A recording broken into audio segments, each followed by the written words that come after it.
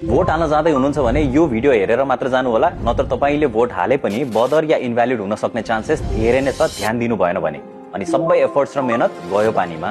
यो निर्वाचनमा तपाईले दुईटा मतपत्रमा भोट हाल्नुपर्ने हुन्छ। एउटा प्रत्यक्ष या व्यक्तिलाई जुन चाहिँ सेतो पानामा रातोमा अक्षर या चिन्ह भएको हुन्छ, र अर्को समानुपातिक या पार्टीलाई जुन चाहिँ सेतो पानामा कालो अक्षर या चिन्ह भएको हुन्छ। सो दुईटा पानामा तपाईले अलग अलग भोट हालेर दुईटा अलग मतपेटिका या ब्यालेटमा खसाल्नु पर्ने हुन्छ है। अब ध्यान चाहिँ के कुरामा दिनुपर्छ त भन्दाखेरि, तपाईले भोट गर्दा जुन भनेको स्वस्तिक चिन्ह छाप हाल्दाखेरि एउटा निर्वाचन चिन्हको साइडमा मात्र राख्नुपर्ने हुन्छ, टक्क मिलाएर बक्स भित्र।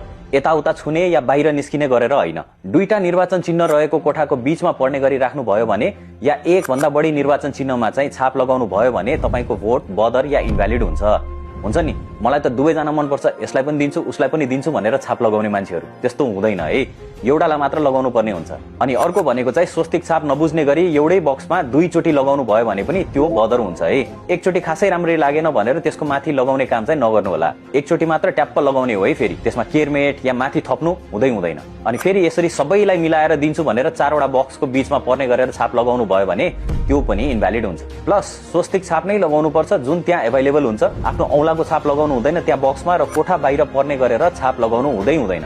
सबै बदर या इनभ्यालिड हुन्छ। च्यातिएको या मतपत्रको तल मतदान अधिकृतको सिग्नेचर छैन भने त्यो पेपर चाहिँ काउन्ट हुँदैन। यो कुरा पनि ध्यान दिनु होला। Check before you vote. र फोल्ड या पट्याउँदाखेरि पनि ध्यान दिनुपर्ने हुन्छ, तपाईले लगाएको छाप चाहिँ अर्को बक्समा अलिकति फोल्ड गर्दाखेरि नलटपटियोस् भनेर। सो पट्याउँदाखेरि पनि यसरी अर्कोमा छाप नलाग्ने गरिकन पट्याएर खसाल्नुपर्छ, टक्क मिलाएर है। यति ध्यान दिनुभयो भने तपाईको भोट काउन्ट हुन्छ। अनि अर्को इम्पोर्टेन्ट कुरा, तपाईले कसलाई भोट दिनुभयो भन्ने कुरा चाहिँ कसैलाई पनि थाहा हुँदैन तपाई बाहेक। सो आइन धेरै प्रेसर हुन्छ यसमा, यसलाई दिनुपर्छ है भन्ने कुरा हुन्छ भन्ने, कसैले केही दिएको छ भने पनि मस्तले लिने, तर आत्माले रुचाएको मान्छे या पार्टीलाई चाहिँ भोट दिने, कसैको इन्फ्लुएन्समा नआइकिन। अनि बाहिर आएर तपाईले नै भनेकोमा दिएको हो नि भनेर आरामले बस्दा पनि भइहाल्यो। सो यसपालि चाहिँ एउटा जिम्मेवार नागरिक भएर भोट गर्नु होला, एकदमै बुझेर सम्झेर। जय नेपाल।